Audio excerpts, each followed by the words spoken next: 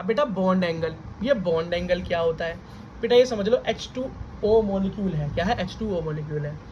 क्या है मेरा? ऑक्सीजन और 2 हाइड्रोजन। बेटा ये जब आपस में जुड़ते हैं तो ये जो जुड़ते हैं ना, ये किसी एंगल पर जुड़ते हैं, किसी एंगल पर जुड़ते हैं। तो बेटा वो कुछ ना कुछ होता है ना? क्या कुछ ना कुछ एंगल जो होता है, तो वही मेरा बॉन्ड एंगल कहलाता है। अब ये बॉन्ड एंगल चाहिए क्यों बेटा? ये बॉन्ड एंगल पता होता है तो मैं एग्जैक्टली लोकेट कर सकता हूँ ना कि हाइड्रोजन को यहीं रखना है, यहाँ नहीं रखना, यहाँ नहीं रखना।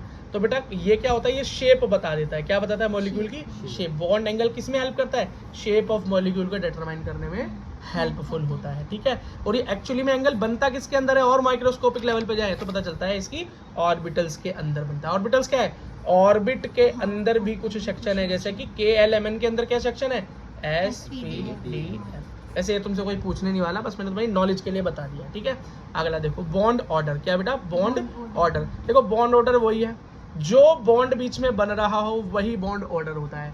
बेटा H2 में सिंगल बॉन्ड तो बॉन्ड ऑर्डर 1, O2 के अंदर डबल बॉन्ड बनता है तो बॉन्ड एंगल 2, और नाइट्रोजन में 3 बनता है तो बॉन्ड एंगल 3 हो गया। समझ में आ गया?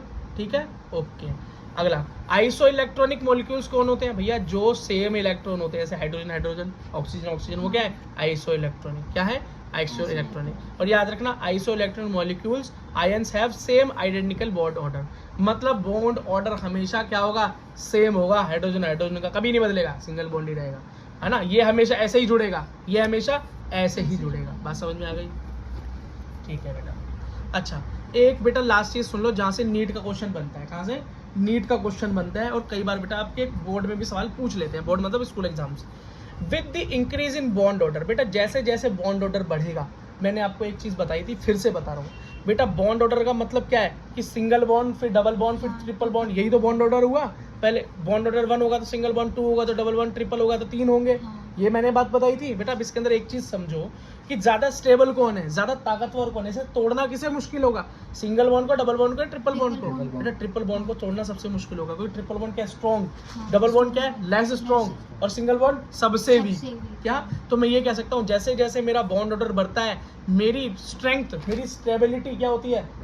बढ़ती है। तो स्टेबिलिटी इंक्रीज, और बॉन्ड लेंथ क्या होगी? डिक्रीज। मतलब दो बॉन्ड के बीच में जो डिस्टेंस होगी वो कम होती जाएगी। क्यों? सबसे लंबा होता है सिंगल बॉन्ड, उससे छोटा डबल बॉन्ड, उससे भी छोटा ट्रिपल बॉन्ड, मतलब छोटा होता चला गया। और बेटा छोटा हो गया तो मतलब दो मॉलिक्यूल्स, दो एटम्स के बीच में क्या होगी? डिस्टेंस बहुत कम हो गई। इसका मतलब वो और स्टेबल हो गया। और क्या हो गया?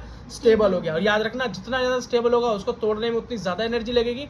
तो बॉन्ड एंथैल्पी क्या है? बॉन्ड तोड़ने में जो एनर्जी लगेगी वो क्या हो गई? वो भी बढ़ गई, ज्यादा लगेगी। बात समझ में आ गई? ठीक है।